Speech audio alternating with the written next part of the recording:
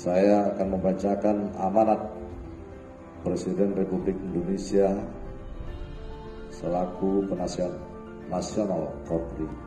Saya juga menyampaikan ucapan terima kasih dan penghargaan yang setinggi-tingginya kepada segenap keluarga besar Polri yang selama setengah abad telah memberikan dharma, bakti, dan pengabdiannya dalam menjalankan tugas dan loyalitas pada bangsa dan negara.